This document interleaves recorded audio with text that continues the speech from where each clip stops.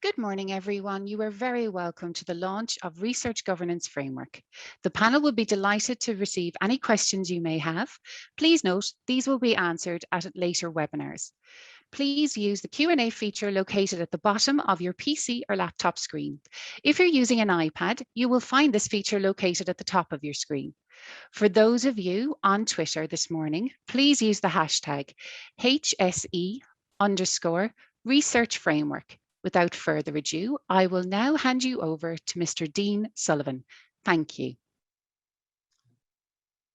Good morning, colleagues. I'm delighted to be here today, and you're all very, very welcome. My name is Dean Sullivan. As Helena said there, I'm the Chief Strategy Officer within the HSE, and one of the areas of responsibility that I have is the whole area of research.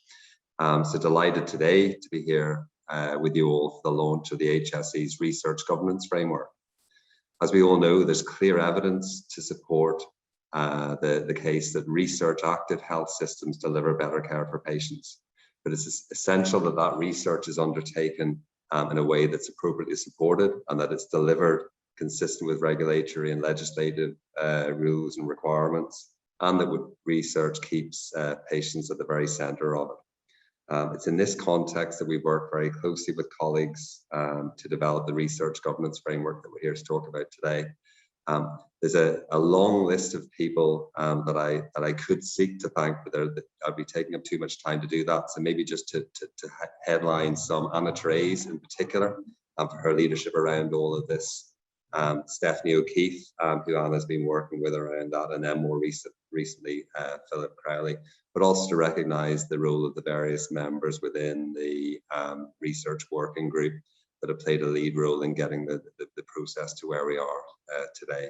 So I'm not proposing to say much more today other than to thank you all for finding the time today. Thank you all for the contribution you've made in terms of getting us to where we are with the research framework. And I very much look forward to working with you all to give life to the framework and to build out research at the very centre of what it is we do within the HSE as a key plank of improving services and patient care, which I know is the priority for everyone on this call today. So thanks to everybody today, and I'll hand over to Dr. Crowley now, who'll be your host for the remainder of the session. Thank you very much, Dean, and thank you for your input today, but also more importantly for your support overall for this critically important agenda, I think, for our health services. And it's great to see so many people on the webinar today. I'm delighted to chair today's event and really to have research as part of my new role. I had previously worked mainly in the area of quality improvement and patient safety. And in my new role with Dean, research and evidence is a key part of my role. So I'm really delighted with that because it's something very close to my heart. Today's a really important day, I think. I think it's a big step forward for research governance and support within the health services and within the HSE. And it's a key part of our overall HSE research strategy, which was launched in 2019. I think we all play a key role, we certainly can and must play a key role in promoting greater support for research right across our health services, particularly research that operates across multiple sites, which much research does. That's where really something national like the HSE comes in and to play a key role, I think. Research, I think, must have really the highest value within the HSE and within our health service. It's really important that we understand it as a driver for evidence-based practice. The fact that when we do research in Ireland, we have context-specific evidence then. Context-specific research gives us evidence for what works in an Irish setting, and things don't always translate from one setting to another. So another reason, I think, for Ireland to become increasingly active in the area of health services research. I think it also helps us to recruit and retain best clinical staff, because people who want to do research are often the kind of people you want to have looking after you if you're unwell. So I think it's a really key driver for our whole workforce planning as well. And as Dean has alluded to, I think research strong settings are also clinically strong settings. There's a wealth of evidence to show that. And finally, really, I think and it'll come up very strongly, I think, today, is the role of the service user and patient family members in research. Research is not something we do to people or on them. I think it's something we do in partnership with them. And I think this framework very much reflects that. And I think we'll hear a lot more about that today, as I say. We've got 4 very good speakers this morning. It'll be snappy 4 presentations. Anna Therese, who'll be speaking, really highlighting the main elements in the document that we're launching today. Professor John Laffey will be describing how it can operate using the SAILTA Hospital Group experiences as an example. Dr. Sarah McLaughlin will outline the importance of the patient role. And finally, Professor Helen Welton will outline the importance of the service academic partnership and research. So without any further ado, I'd like to introduce Dr. Anna Therese, and thank you, Anna, for speaking this morning. Thank you, Philip. I'm really happy to be here today. Today is a really important day for research in the HSE, and the audience I think we have represents that. We have representatives from patients, advocacy groups, we have staff that are research active, we have managers of services who are hosting research, and everything in between, from their sponsor commercial partners joining us here today. And I think that just reflects the importance of this piece of work. So before I start this presentation, I'd like to begin with a question for you. And the question is, what if? So what if we were in the position to offer all of those patients who've gone to the end of the road with the available treatments, what if we could offer them opportunities to enroll in clinical trials? What if we could offer them hope?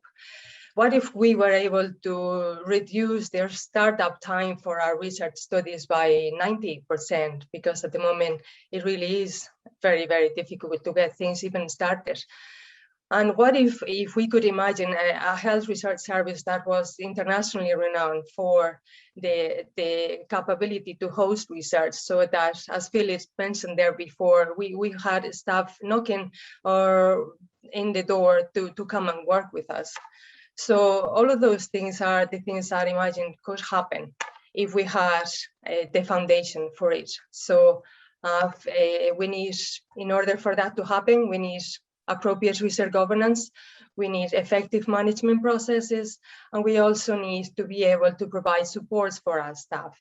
So the HSE National Framework for the Governance, Management and Support of Research aims to do just that. It's a very long name, so I'll just use RGMS framework for now on.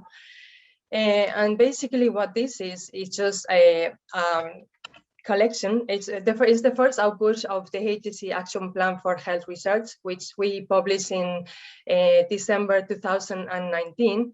And one of the pillars of this plan was the development and implementation of a robust governance framework for research activity. So this is the first output of that plan. And basically, it is a collection of principles for the governance and management of health research in the HSE. It outlines the roles and responsibilities of the different actors within the research process, talks about the structures that are needed to put it into practice, and also for the processes that are needed to support staff. This is a foundational piece of work, and really this is only the beginning.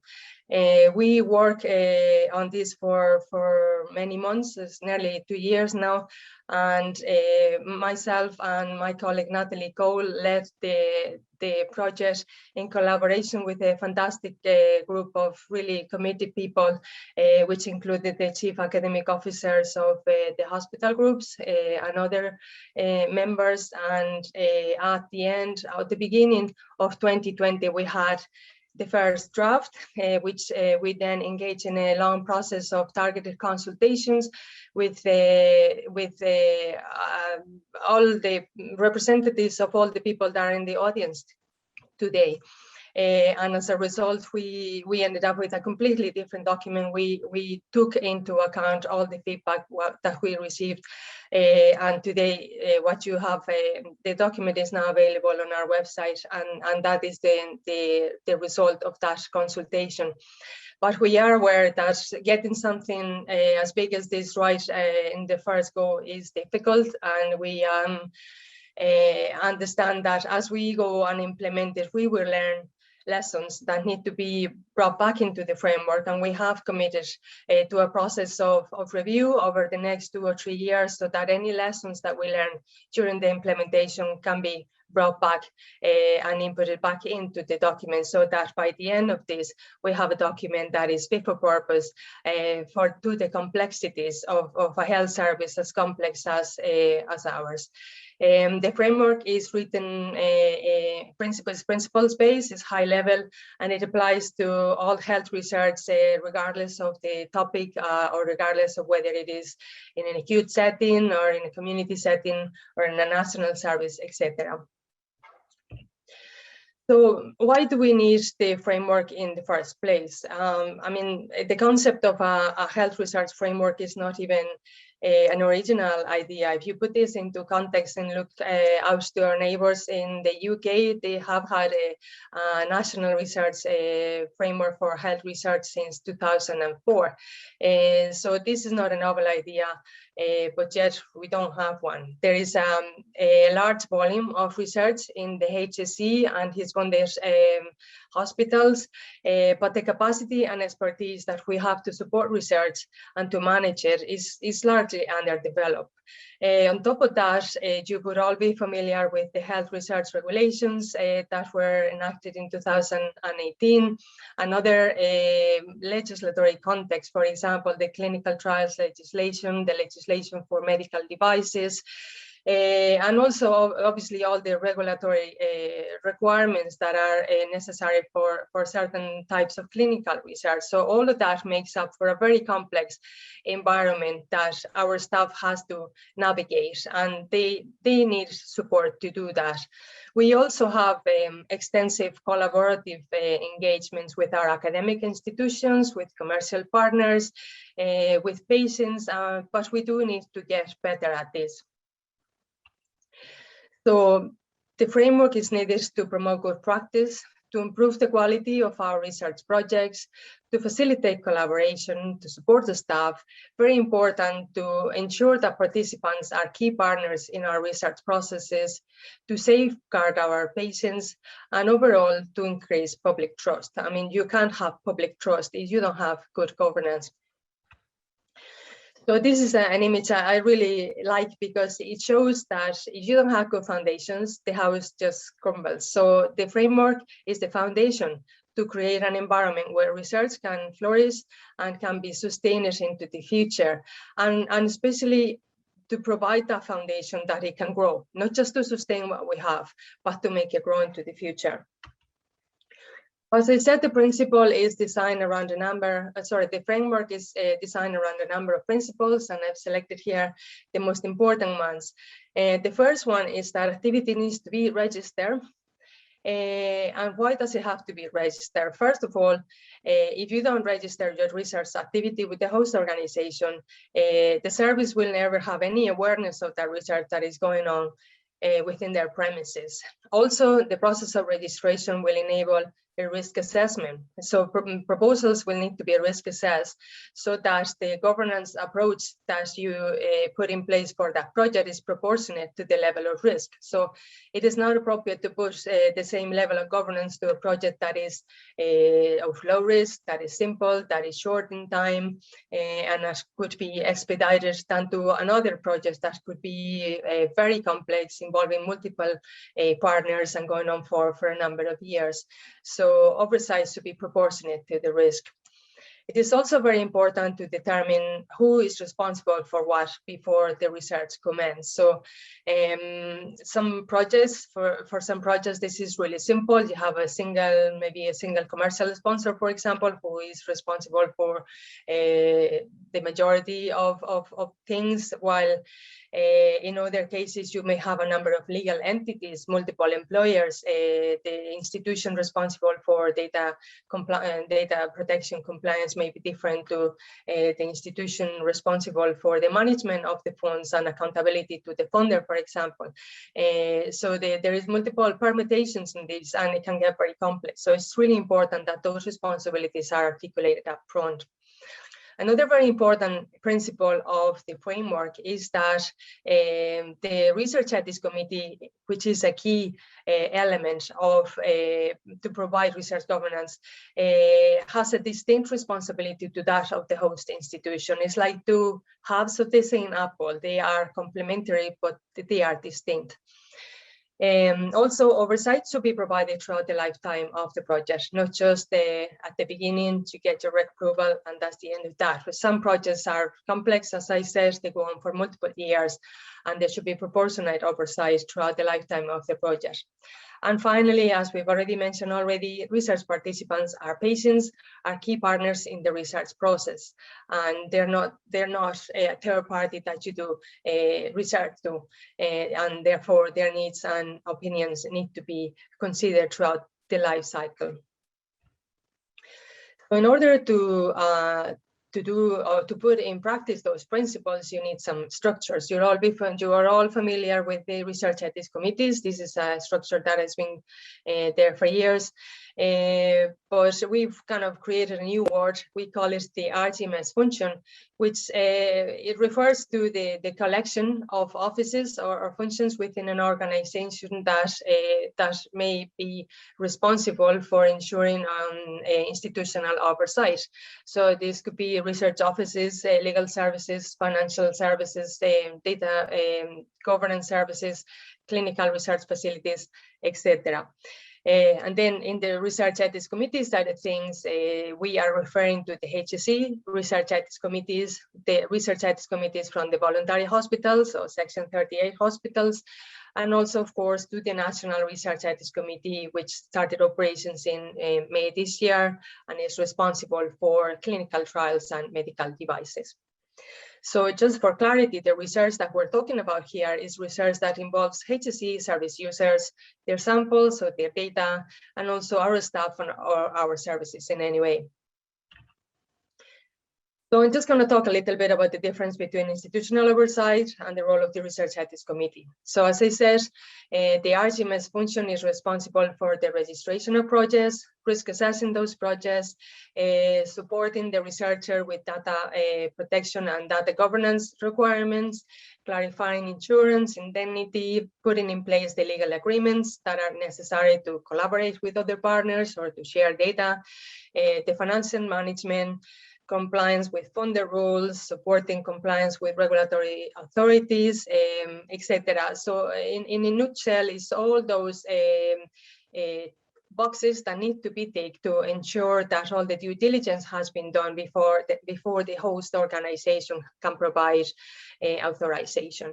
And there is I suppose it's a new concept, that of the research office as the entity that will support the researcher in coordinating all of these things that need to be done, and as a pivotal element in the overall scheme of things. Most organizations don't have research offices, but this is something that we aspire to have.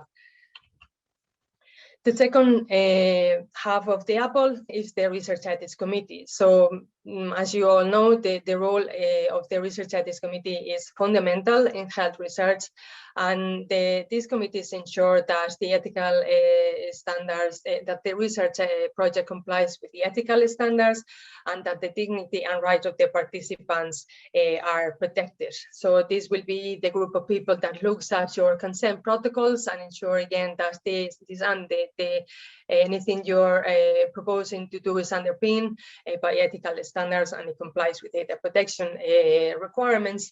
And also, as I said before, the role is very distinct to that of the host institution. And the reason, I suppose, why the framework makes an emphasis on this is because historically, and I suppose probably due to the lack of other structures, in many hospitals in particular, the research ethics committees have acquired a very important role also in research governance.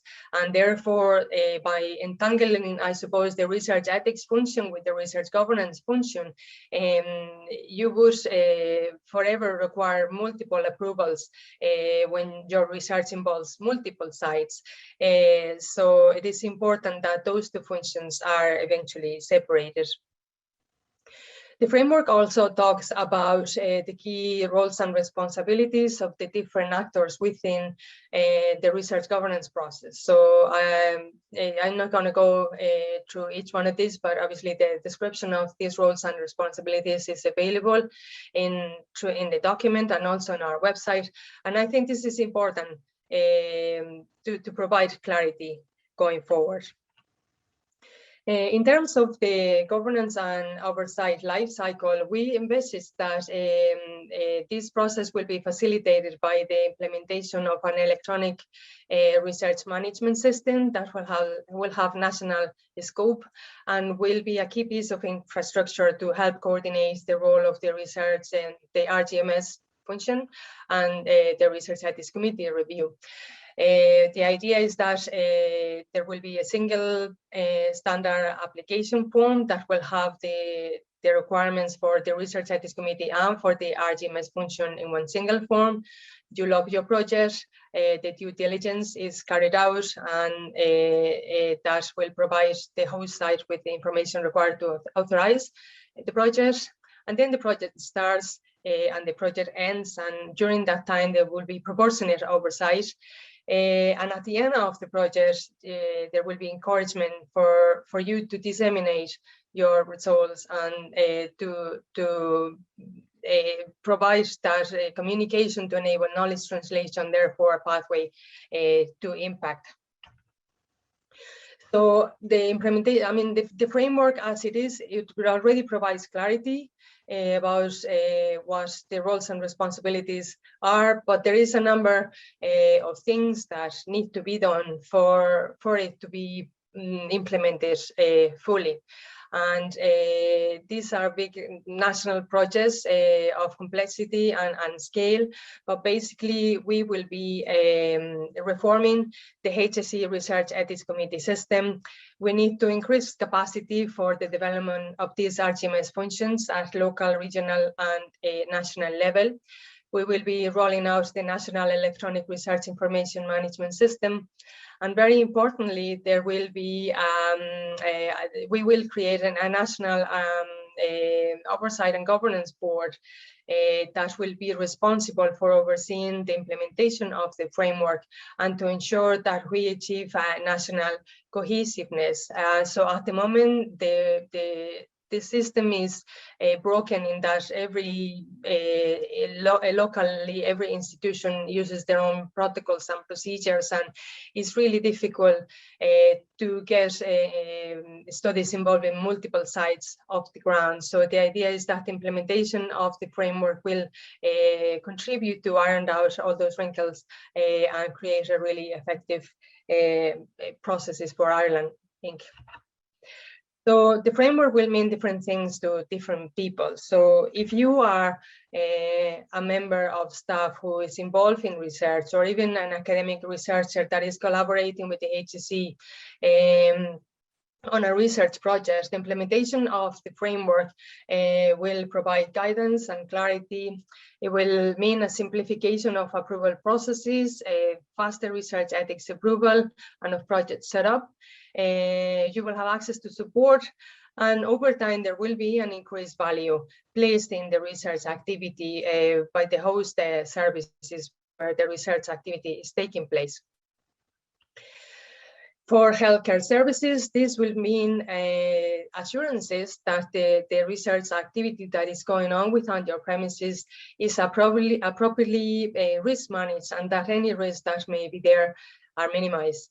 You will have a greater awareness about the research activity that is going on within your organization, and this will contribute to the translation of research into practice or into policies. Also, as Philip says, research or healthcare organizations that are research active attract the staff. So this will be, I suppose, a bonus when you are recruiting staff nationally and internationally. You will be able to provide opportunities to your patients to enroll in research, not just in clinical trials, but also in other types of projects. And overall, you'll have access to new ideas, to new technologies, to new treatments, and new opportunities to improve the services that you are delivering. If you're a patient, a family care, or any service user, any, I suppose, a research participant in general, you will have assurances that research involving you in any way is ethical and is safe, that your data and your rights as an individual are protected.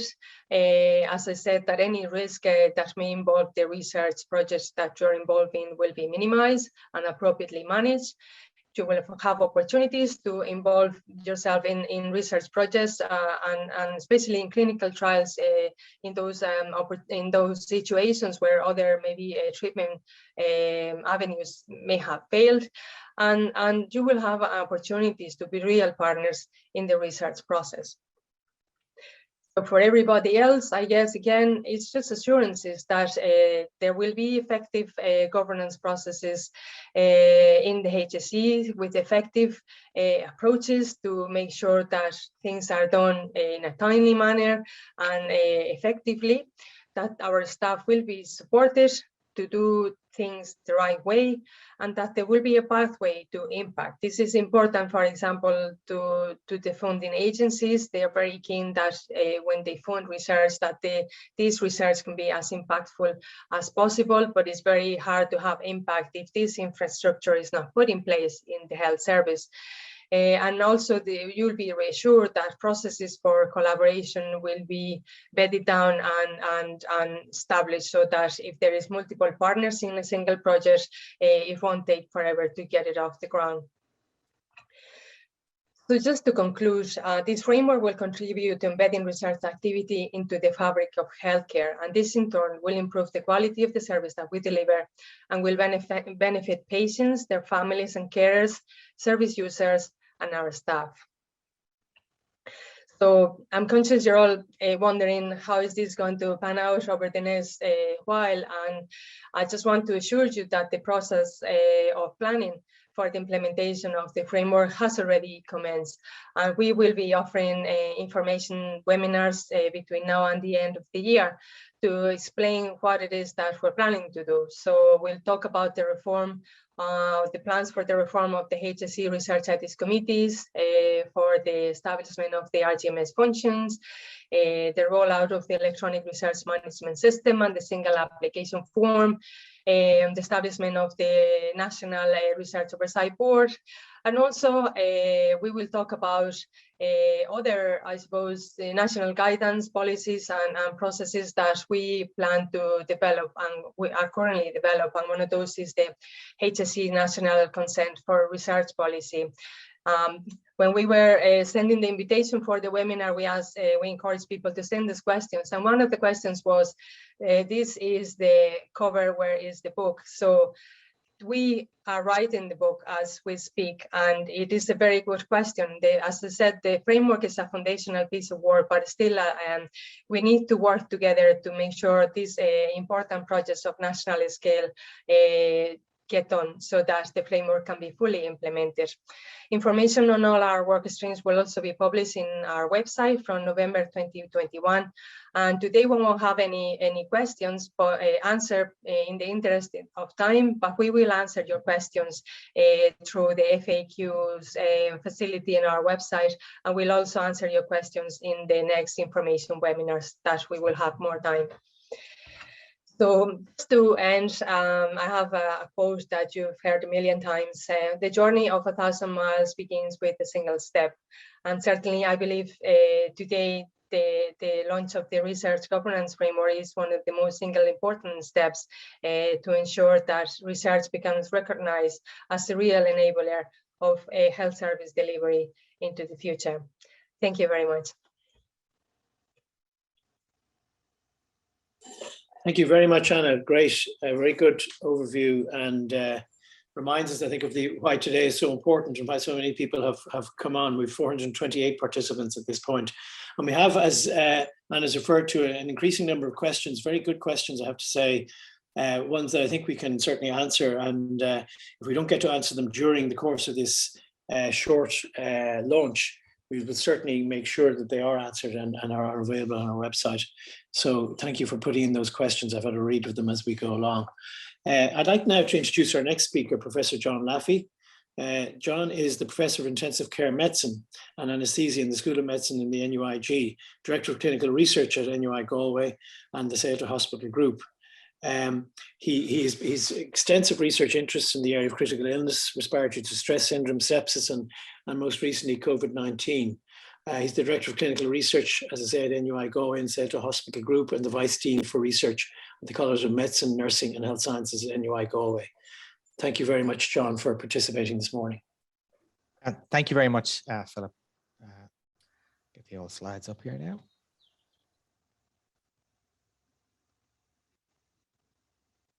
Okay, super.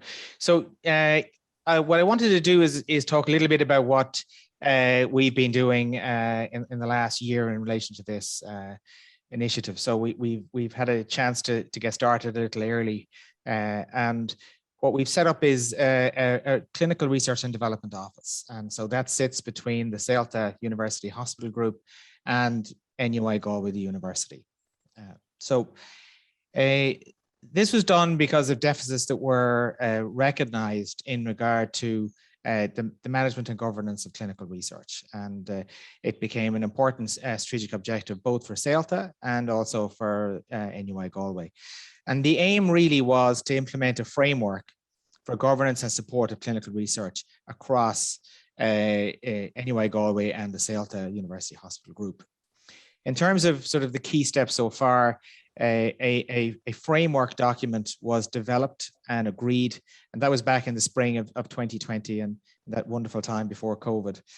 And then that proceeded to a formal extended memorandum of agreement for clinical research between the university and the Salta Hospital Group. And then this in turn then led to the foundation and establishment of the Research Clinical Development Office. And we had our first board meeting in May of this year. And so we've been working since then. As I said, one of the key steps was the memorandum of agreement. Now, in some ways, our system is a little simpler than others in that it's a single university with multiple hospitals. So we started with one hospital, one university, and that's Galway University Hospitals and NUI Galway. And then, so the MOA was agreed between the two institutions. And then this will expand on a phased basis, pending interim review and resourcing to the other Salta University Hospital groups. So this was signed off, as I say, at the end of March of this year. We did encounter delays in finalizing the MOA, and I just flagged this because I think these are the kinds of issues you're going to face around indemnity, right? So just who's responsible for what aspects of indemnity, whether they're internal studies, NUIG sponsor studies, or studies with external sponsors. And even things like the definition of what a study is. The legislation is actually quite broad in that regard. And so we're working both with Anna and the R&G office and with the State Claims Agency to scope these issues out. We have a governance board, and this is an independent board that is comprised of a majority external representation. It's chaired by Professor Brendan Buckley. And then it has 4 additional lay members, or external members, I should say. And then it has 2 members from the leadership of the Salta University Hospital Group. That's the Chief Operating Officer and the Chief Clinical Director. It has a patient representative. It has legal representatives. And then from the university, it has the VP, Vice President for Research, and the Dean of the College of Medicine, Nursing and Health Sciences. I say we had our first board meeting in May, and we're due to have our second in the coming weeks. So to just tell you a little bit about the structure of the office. So I'm the director of the office. So that's my title, Director of Clinical Research and Professor of Clinical Research. I'm cross-appointed between the 2 institutions. And then there is a Clinical Research and Development Office Manager. So that person very much coordinates the running of the office and the key strategic implementation of key strategic objectives. We have a Head of Quality and Regulatory Affairs, and we have a Research Finance Accountant. Now, The other thing I want to draw your attention to is that there's a mix of employers here. So we have HSE employed people and we have NUIG employed people. We then have a clinical trials auditor and monitor who is systematically working through our higher risk existing studies. And we have an administrator in the office. If you're a researcher, you access the office in a number of ways. You can access it directly with your project. You can come through one of our research clusters. So we have clusters of expertise in various areas, such as medical devices, cancer, and so forth. Or you can come through our clinical research facility. So that's the CRF. In terms of who we report to the CELTA Clinical Director and the Vice President for Research at NUI Galway. So there's a dual reporting line for me in my role and for the office. And then we report to the Oversight Board, and then they report to the Board of Trustees and Údarás Hallscoile on the CELTA and university side. In terms of what we're trying to do and sort of what we're tasked with, I guess, we want to develop a registry of all clinical research. As Anna-Therese said, this is actually really important that the entities know what research is happening across. We want to provide an oversight framework. We want to risk assess studies because, again, as been said already, the level of monitoring and oversight is dependent on the level of risk. We want to generate a system where there's confidence that we are in compliance with the legal and regulatory requirements. We will assess sites for studies that are underway and agree roles and responsibilities. And at times, where this is an NUI Galway sponsored study, so an investigator-led study, we will fulfill some of the key roles for the sponsor. I'm going to try and take you quickly through our sort of planned approvals process. So this is a work in progress, but the idea is that a PI who must be a HSE or an NUI Galway employee will come to the Clinical Research Development Office looking for authorizations. They'll bring their proposal. This will be reviewed by the team in the Clinical Research Development Office. It'll be risk assessed, so it'll be deemed low, medium, or high risk. And then in parallel, the clinical research ethics application process will be underway, and we will be notified of that. We're not directly involved in that process, but we need to know that it's proceeding. We then engage with the PI. Any modifications or changes and so forth will be negotiated, whether they're in terms of the study design, the finances, whatever that might be. And then once we see that it also has ethical approval, once we've approved it, we then green light the study to proceed. We then monitor the study while it's underway. We require quarterly reviews and ultimately then a completion report when the study is done. I just wanted to sort of touch on a few sort of issues we've been dealing with already. The first one is human resources. So as is often the case with clinical research, there are people employed by the university who are embedded in the hospital system doing their clinical research. This would often be research nurses, research assistants, and they need access to systems within the hospital, and that needs to be managed and ensured that they are adhering to the correct protocols and so forth. So we convened a working group, and what we came up with was a system of secondment agreements. So now a CELTA employee who wishes to have access to university facilities for the purposes of clinical research can have a secondment agreement done, and vice versa. Somebody from the university system who's now embedded in the clinical research in the hospital. That involves them signing off on that they have read and understood all of the relevant protocols and procedures, and then they're given access to facilities on that basis. And the Clinical Research Development Office will manage this process as it rolls out. In regard to data and IT, again, one of the early things that came to our attention is just the amount of data that moves between the two institutions pertaining to clinical research and the risks therein. So again, a working group was brought together. Formal data sharing agreements were concluded between the two institutions and incorporated into the Memorandum of Understanding, both for patient data and for staff researcher data.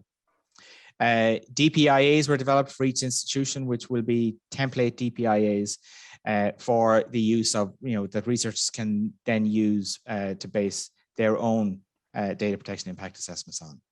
And we established a set of principles in regard to the movement of data patient-related data from CELTA to NUI Galway. Another major field is financial governance. Again, this actually was an issue, so it's received significant attention from our office since we set up.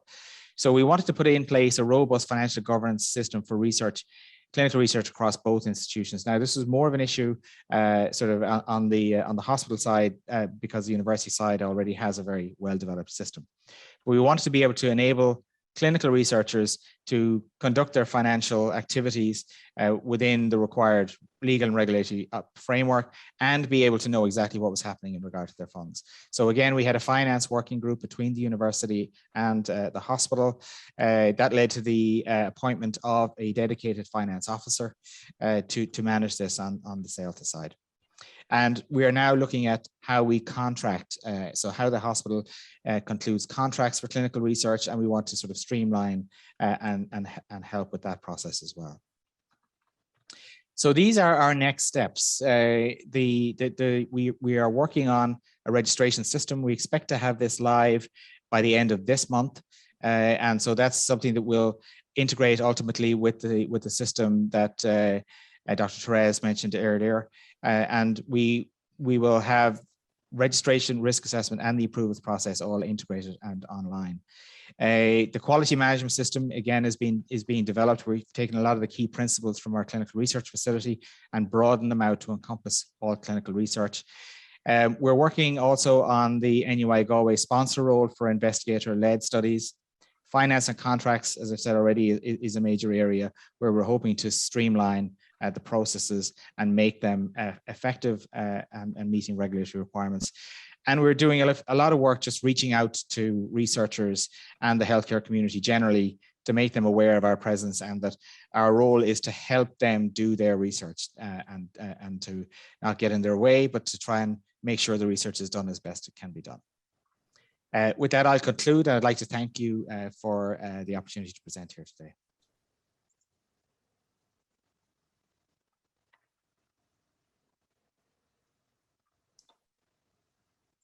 Thank you very much, John. It's great to see, I suppose, that how it works in practice. And this is the kind of good practice I think that we need to see right across the country. And that's why we have this framework on a national basis and very much influenced by your experience in Galway. So thank you for sharing it with us. John, there's a couple of specific questions for you in the Q&A. If you get a chance, we'll pursue them afterwards anyway. But there's some specific questions. I've got a chance to jam in a response now, that'd be great. Otherwise, we'll do it after the event. The time may be against us.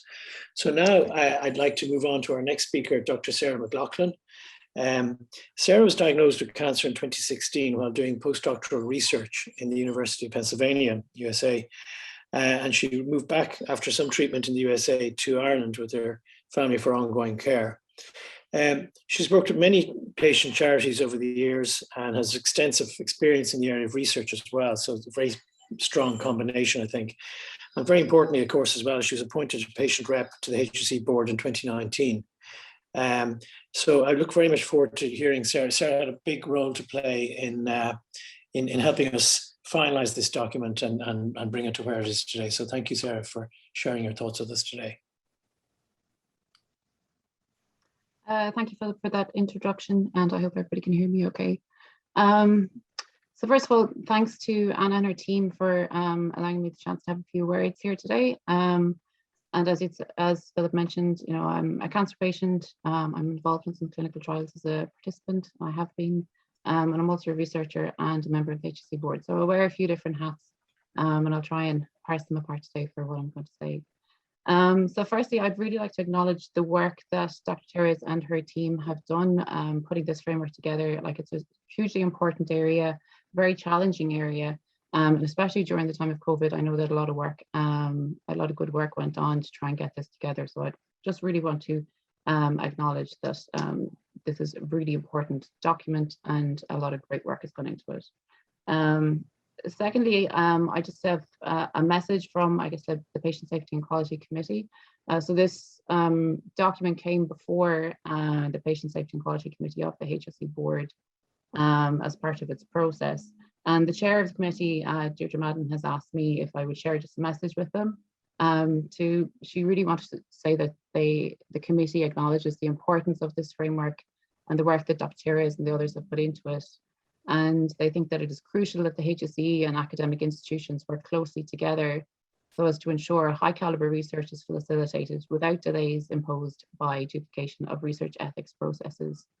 And they understand that this framework will take some time to fully implement, and the committee looks forward to receiving updates on it from Dr. Therese in the future. And so I'd really like to thank Dr. Therese for her engagement with that committee. I was part of that process, and there are other patient advocates on that committee as well that were involved in the process. And one other aspect that Professor Madden also shared was that the committee strongly supported the inclusion of patient and public involvement in the framework. And this recognized the importance of patients and carers and their families, not just as participants in research, but also as partners in all aspects of the research cycle. And this, I guess, brings me to my role here today. And one central point, I suppose, that I just wanted to get across is that from my point of view and from a lot of patients that are involved in research is that research is a part of healthcare. It's not an extra, it's not an add-on, it's not a nice to have. It is actually a part of research, a part of healthcare. And the treatments that we have today are based on the research of yesterday, and the treatments that we will get tomorrow need the research of today. They need really good research, need it to be well managed, we need it to be efficient, and we also need it to be safe and impactful for patients. And so patients know the value of clinical research. Many patients want opportunities to participate in studies if they're available. For themselves, perhaps they get a chance to try a new drug or a new treatment, but also they want to do it for others. A lot of patients really want to give back. They appreciate what has gone on before.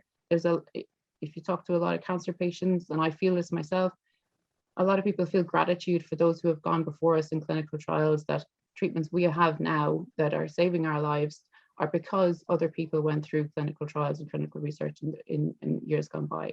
And so many patients feel that they want to give back to help the patients of the future by going through clinical studies at the moment. And patient involvement in research is not just limited to being a participant in a study. As Philip said earlier on in this event, that research is not just something that is done to patients or participants, it's something that is done with. And it's not just patients, it's also the people who care for them, their families, as well as patient organizations. There's a whole community of patients and organizations and their families that are involved in research in Ireland.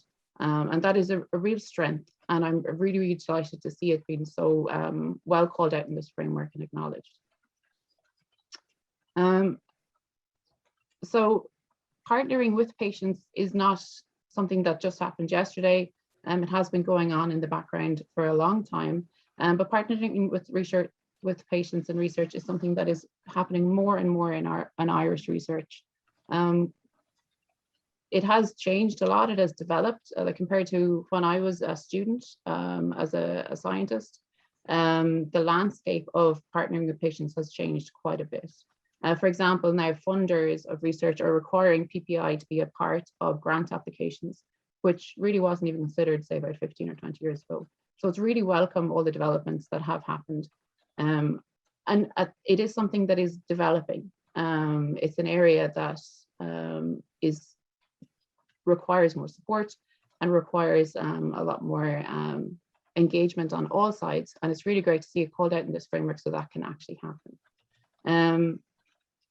It was really important as well that one of the key principles in this framework is that including research participants and patients as key partners in the research process is an important thing to have as part of research in Ireland.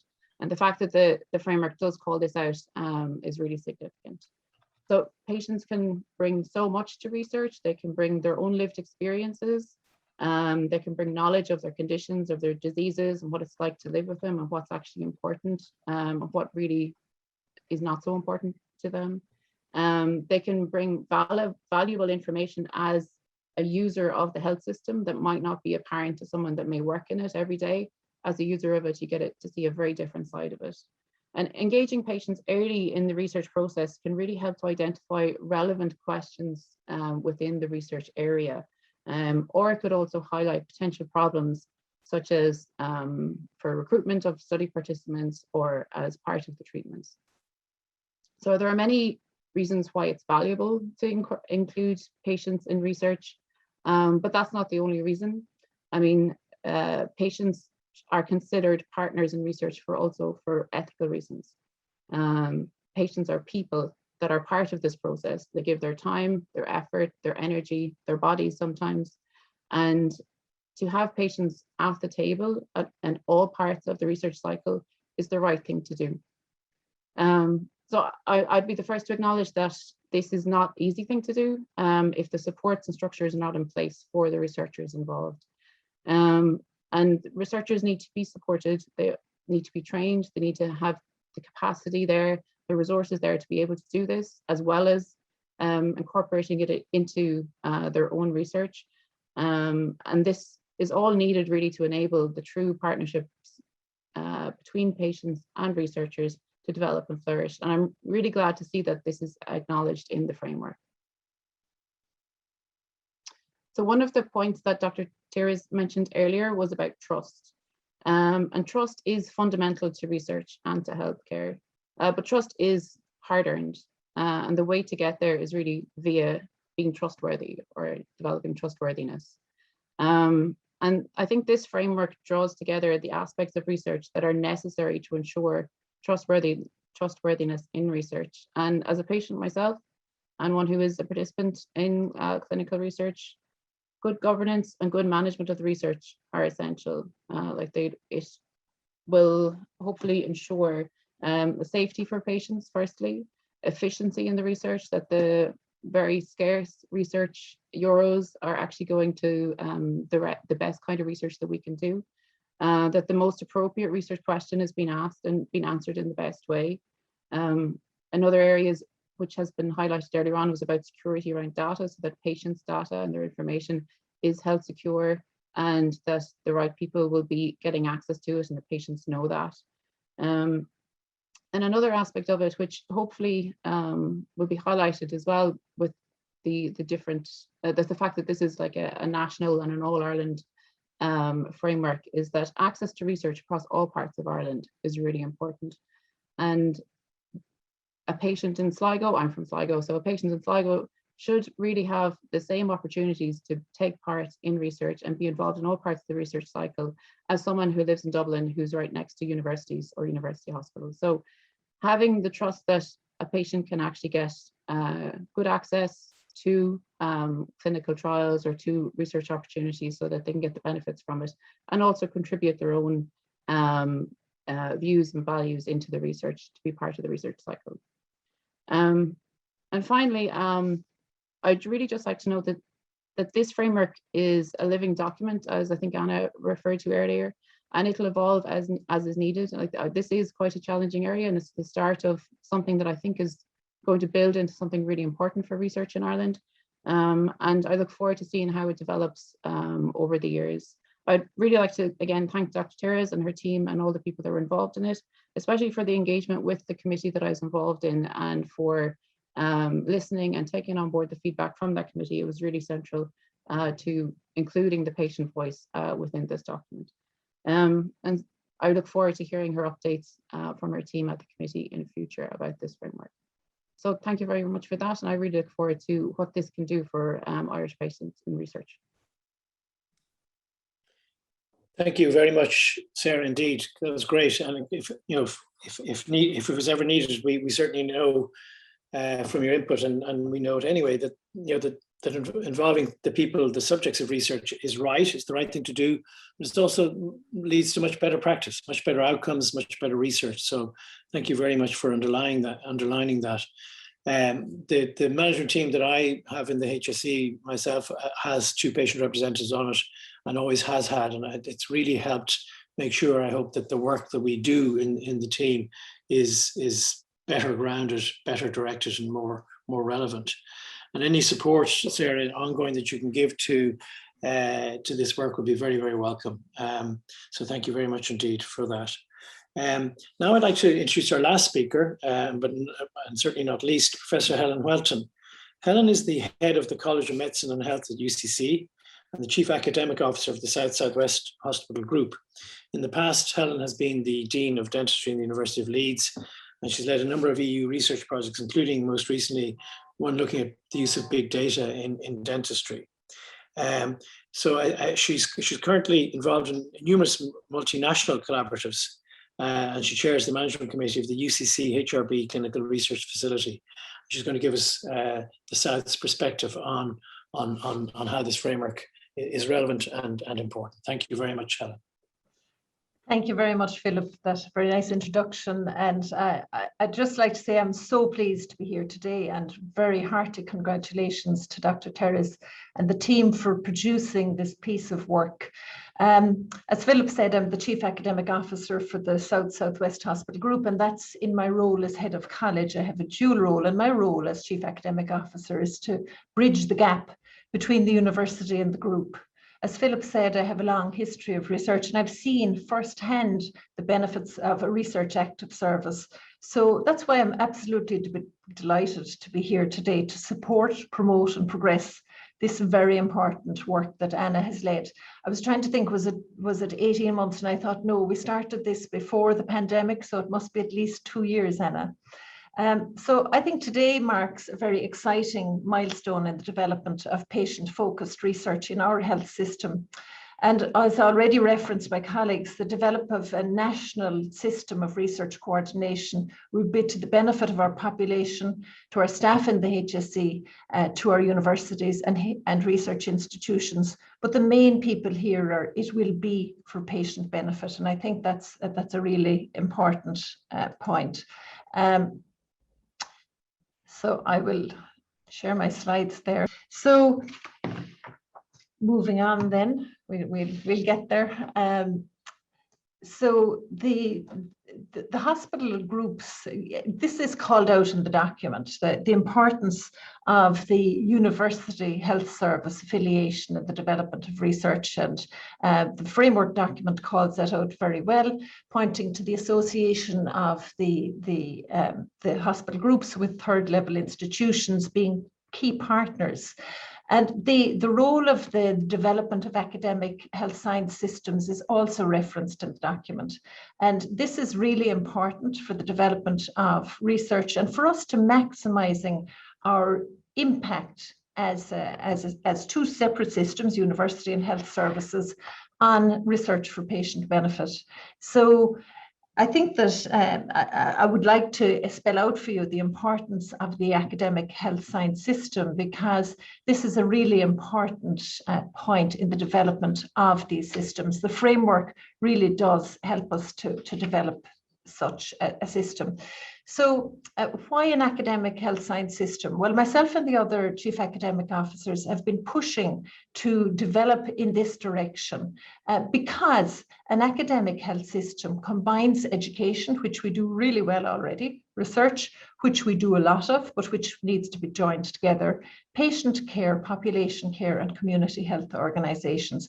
So an academic health science system captures the synergy amongst these groups with a focus on patient well-being. So already we work very synergistically on education. So since the foundation of healthcare education in this state, the university and the health service have worked to train healthcare workers for the pipeline to support the service. And at the center of all of that, of course, is patients. You can't have a service without patients. You can't have an education system without patients. So we've worked very well together. But if you put research into this, you can see how we can enrich this model. On the clinical side, we have clinicians and practitioners who give us the examples and practical experience of problems where research is required. In a simplistic fashion, the university has ideas about how to solve these problems. They have the ability to develop these ideas, to apply for licenses, to develop spin-out companies, to train researchers, to lead research, and really concentrate on developing that research and translating that research in partnership with our clinical partners, again, for patient benefit. So you can see how if we facilitate research for patient benefit, that research will be informed by care, and the care will inform the research.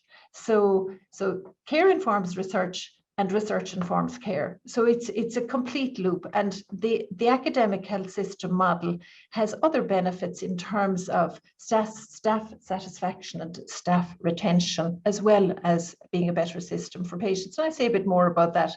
So the patient-focused research governance, this document and this initiative, not just the document because we're going to use that document, this initiative will raise the profile of research. It'll foster a research culture, and it will make our hospitals, it will allow our hospitals and our system to be more research active. And research active hospitals and systems are associated with better organizational performance, including lowering patient mortality rates. More patients live in a research active health system, reduced staff turnover, and improved patient satisfaction and organizational efficiency. So the research governance framework will provide assurance in addressing that ever-increasing regulation and requirement for accountability. It'll improve streamlining and transparency, and it will reduce duplication. So in terms of coming home to the South-Southwest Hospital Group, our priority is to deliver high quality care and to deliver innovation of care for measurable patient and HSE benefits. So the framework gives us a mandate to do this in a very structured way. We have already in the university, we have very well established research centres and structures. We have a very strong Office of Vice President Research and Innovation. We have a very strong APC Microbiome Centre. We have a very strong National Tyndall Institute, which 30%, the Tyndall Institute is the biggest research institute in the state with 600 researchers, and 30% of their work is on healthcare research. We've got the Health Innovation Hub, which bridges between startups and the front-facing clinical environment. We've got the SPHERE program, which trains population health and health services researchers. And of course, it's all supported by the Clinical Research Facility, which was recently refunded. And we also have the UCC Cancer Trials Cluster, which is going from strength to strength. So we've put a lot of energy and effort into research. We were coordinating the Solidarity Trial for COVID on behalf of the government and under the able leadership of Joe Eustace. And the offices in the university have had to do phenomenal work under the leadership of Nora Geary to deliver a system of research governance within the university. And it hasn't been easy. It's a long and winding road. Now, what we already work very closely with our health system in the area, but also in parallel in the health system, research has grown in parallel with the university, but there's also been organic growth in research within the hospitals. So there's been consultants doing independent work, nurses doing independent work, other healthcare workers doing independent work, independent of the university. And we would know less about that possibly, but it would be of great benefit across the system to join up our systems and have visibility across the systems for both sides. The research income for UCC in 2019 was in excess of 106 million. And before our leadership starts rubbing their hands in glee about what's going to happen in the health service, I have to say that research income is great, but for every euro we spend, for every euro we bring in on research, we probably spend 120. So it's not going to solve our problems, but it does increase our quality and it enhances our reputation. So a lot of activity going on both sides, and huge potential in joining them up and great opportunity to leverage the synergy. So with that in mind, we set up a project on integrated research governance. Now we would be behind the CELTA group and we look to what the CELTA group have achieved, but I just want to describe what we've done and where we are on our road and what we are trying to do. So we want to develop an integrated research governance model across both institutions to ensure that we support and facilitate staff, that we make it easy to do research, that we foster the research culture across the system. Really, both sides are very important to the other in terms of outputting research for patient benefit. So we're looking at the oversight, the management, and the operations. So on those lines, we're looking at the oversight, the principles of oversight, how that will be managed. The structure of the management, will we have a single office or two offices working side by side? And what kind of processes will we have? We want to ensure that we have visibility into each other's systems, that if there's a research register, that both sides can see it, that if research is logged in a system, that researchers can see where their research is across the pipeline, whether they're UCC researchers or whether they're HSE researchers. So the framework document points to a number of pillars, risk assessment, approval processes, so on. So bearing those pillars in mind, we've been looking at the kind of areas where we need to develop, where the pinch points might be. And of course, we have a lot of background in that. So we formed a number of subgroups. First of all, we have a steering group, which I chair. Very importantly, the steering group has representation. We have 3 members of the hospital group senior management team, and we have 3 members of the university senior management team. So we're really talking to each other at a high level, at a level at which we can make things happen for this integrated system. Now, we've also appointed project managers from the UCC Academy, and these are our professional project managers to keep us on course, to ensure that we can implement this framework very quickly. So we've set up 6 subgroups, and we have appointed chairs for each of these groups. You can see the groups there, and you can see that there are areas that would require a lot of focus. The finance team is chaired, for example, by the group director of finance and co-chaired by the university bursar. So we really do hope that we can achieve a lot in a short space of time. So under that, there's a project management group to facilitate the work. So the framework for delivery, we already have a memorandum of understanding, but as you know, that's not legally binding. We have that between the group and the university about facilitating research. We now want to follow the track set out by the CELTA group and develop a legally binding memorandum of agreement. And the framework, I don't think this would have been possible without the framework. The framework really gives us a mandate to do this. So we will develop our memorandum of agreement and hopefully build on the experience of the CELTA group. We will establish a shared office and digital systems. We've been talking to Anna about that already, and our Professor of Medicine, Professor Subrata Ghosh, is leading our IT part of it in terms of operations and has extensive experience from Canada and the UK in setting up such systems. So we're really pleased about that. And in terms of a shared office, we've just shortlisted for the research manager post. And once that post is in place, we will then follow with further posts and set up a group level research office, which will support research offices in our hospitals. So we're really getting into the nitty-gritty of it now. And in terms of aligning processes, I think we're starting from a really good place. That said, starting from a really good place, we do have 2 very different processes underway in the hospital group and UCC. You can see the examples here of the types of processes in the hospital group and in UCC. You can see that where we want to end up is a streamlined review to risk assessment, to set up contract research conducted and research monitored from proposal to approval to commencement to completion. So we just want to streamline it and make sure that the process encourages our people to do research. So just to finish, to say that the framework and the conversations it has enabled provide a roadmap for an integrated, high quality research infrastructure in our health service. And the ultimate beneficiary of all of this work is the population we serve. Thank you very much.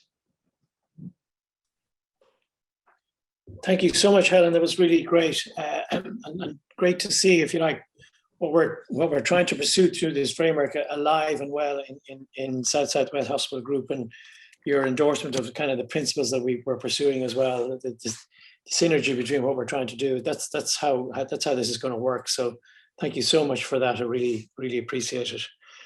I mean, I think just to kind of tidy up, if you like, I think people will all be busy and need to go on to other things. Today really underlines the key message to me anyway, that research active health services is going to deliver better care. It's as simple as that.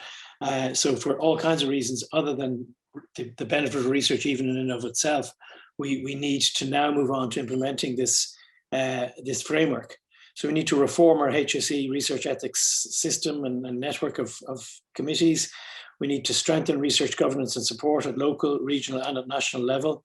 We need to support the whole process with the National Electronic Research Information System, and all under a new National Research Governance and Management Support Board. So the structures will be in place to support all of this. And I think we make great progress already, and it's great to see such evolved work already in Cork and Galway. Patients and service users, whatever happens, are going to be kept at the heart of all of this. And I hope to see now, and there's been a number of questions here about implementation. It's all very well to have a framework. We now need to implement it. And we have a clear bid for this year for new funding to strengthen the structures that will support research across the system, so the HSE can become a much stronger support in general. But we will continue to work in collaboration with our partners, particularly with patients and service users, and with our academic partners, because that's the only way this is going to work.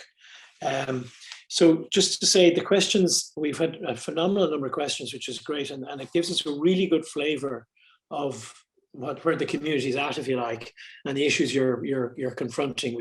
We've endeavoured to answer 20 of the 96 questions, and we'll continue to do that after today, where we will get around to answering all the questions in a kind of a Q&A section on our website. So thank you very much for sending those in. This is a living document, as Anna has said, so this will be reviewed annually. So we will incorporate the learning from today, from the questions and from interactions we have from here on in, and any inputs that you send us, to ensure that this framework helps people and really supports people in the way that I can see some of the questions are asking, will it do this? So feel free to share this document. It will be available on the Research and Evidence website. I just really like to finish by thanking everybody for your participation, not just for coming on the webinar, but for getting stuck in with questions. And we'd lovely if we had more time to even make it more participative. But you have participated, and we will learn from and respond to the issues that you raise. I'd really like to thank all the speakers, a really wonderful group of people, wonderful set of presentations, which I think certainly for me, a day like today is quite invigorating. Not all days are great. So today, participating in something like this and hearing from the speakers, and imbues optimism for me anyway. And I'd really like finally to thank Anna and her team for the incredible work that's gone into this. It's throughout the pandemic and the cyber attack and everything else. You've fought on, and we've got to today, and now we need to build on today, and we need to get into implementation. So listen, thank you all very much indeed for your participation, and we will keep in touch. Thank you.